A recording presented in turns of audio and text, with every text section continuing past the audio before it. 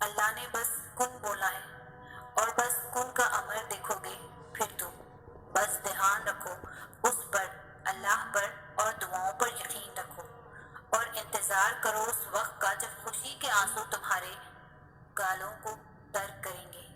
جب تم خوشی کی انتہا دیکھو گے بس یقین رکھو وہ اللہ سن رہا ہے تمہیں بہت توجہ سے، اور اسے تمہارا سننا اچھا لگ رہا ہے، بس اس لیے تمہاری دعا قبول ہونے میں وقت لگ رہا ہے، کیونکہ اسے تمہاری تڑپ پسند آ گئی ہے، کیونکہ اسے تمہارے گڑ گڑانے کی آواز اور سننی ہے۔ بس صبر رکھو اور معجزہ دیکھو، اور بے شک اللہ سب سننے والا اور جاننے والا ہے۔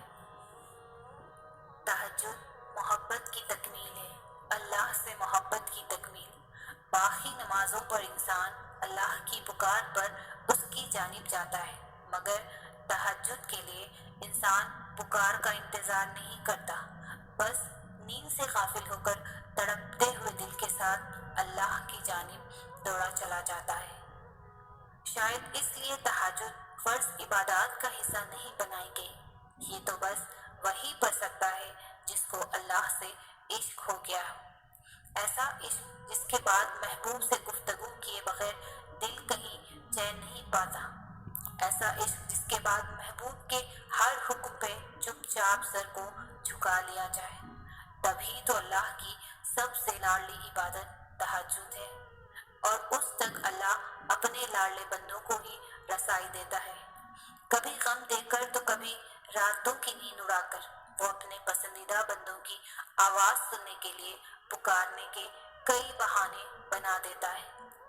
نہ آزمائش ہمیشہ رہتی ہے، نہ یہ مرحلہ مستقل ہے۔ وہ جو عادل ہے وہی کفیل بھی ہے، وہ جو دور لگ رہا ہے تمہیں وہ تمہارے قریب بھی ہے۔ وہ مانگی ہوئی کوئی بھی دعا رد نہیں کرتا، وہ تہجد کے سجدوں کو کبھی بھی ضائع نہیں کرتا۔ جہاں کسی کی پہنچ نہ ہو وہ وہاں سے راستے نکال دیتا ہے۔ تہجد بہت طاقتور عبادت ہے، کیونکہ یہ ثواب یا گناہ کے خوف سے آری ہے۔ تہجد تک انسان تب پہنچتا ہے جب ساری حسرتیں دل کا ساتھ چھوڑ دیتی ہیں، پھر انسان یہ نہیں سوچتا کہ اتنا ثواب ملے گا یا اتنا گناہ ملے گا، تب بس انسان یہ سوچتا ہے کہ اللہ ملے گا، اللہ سے ملاقات ہوگی۔ پھر تہجد کا پہلا سجدہ آخری سجدے کی طرح کیا جاتا ہے، جیسے ابھی جان نکل جائے گی، جیسے ابھی اللہ کی محبت سے دل پھٹ جائے گا، بس پھر ہم ہوتے ہیں اور اللہ ہوتا ہے، پھر وہ سب مکمل ہو جاتا ہے جو کبھی ادھورا رہ گیا ہو۔ تہجد سے بڑے عشق کی کوئی دلیل نہیں۔ ہمیں ایسا لگتا ہے جیسے ہمارے پاس وقت بہت ہے، زندگی مشکل ہو یا آسان، ہر کسی کو پھر بھی یہ پیاری ہوتی ہے۔ دکھوں کو دیکھ کر جی چاہتا ہے سانس ابھی رک جائے، لیکن پھر ان چند لوگوں پر جب نگاہ پڑتی ہے جن کی سانسیں ہماری سانسوں کی وجہ سے بحال ہیں، تو زندگی کچھ آسان لگنے لگتی ہے۔ ہم ہمیشہ ان چیزوں میں کھوئے رہتے ہیں جو ہمارے پاس نہیں ہوتی، اور ان چیزوں کو بھول جاتے ہیں جو ہمارے پہلو میں بیٹھ کر محبت بھری نگاہ سے ہمیں تکتی ہے۔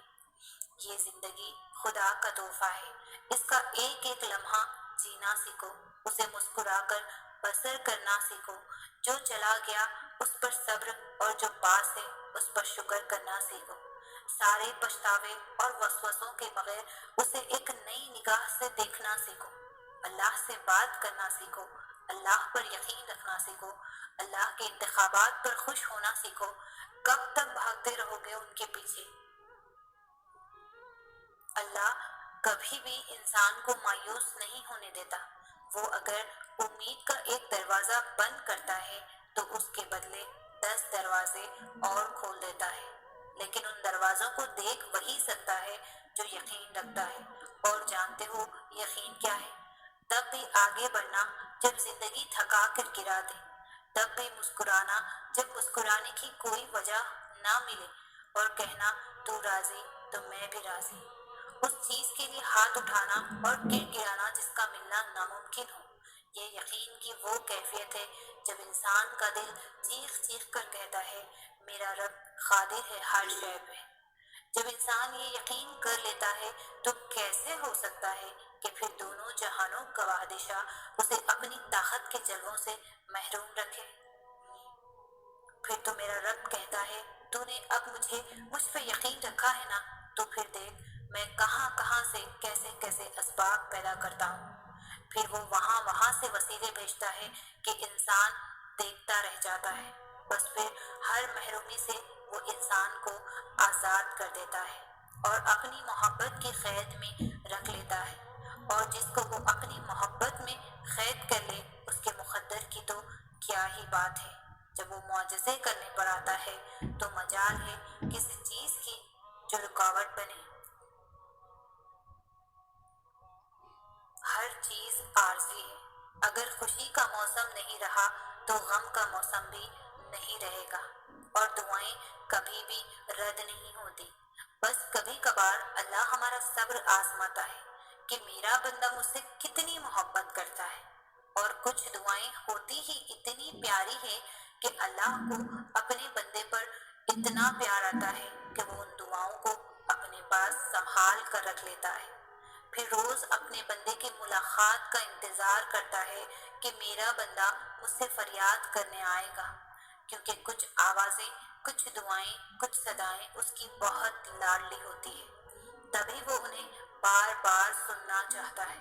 تمہاری جس دعا کی وجہ سے اللہ کو تم اتنے پیارے لگتے ہو، تو ایسی دعا تو ساری عمر بھی قبول نہ ہو تو سکون رہتا ہے۔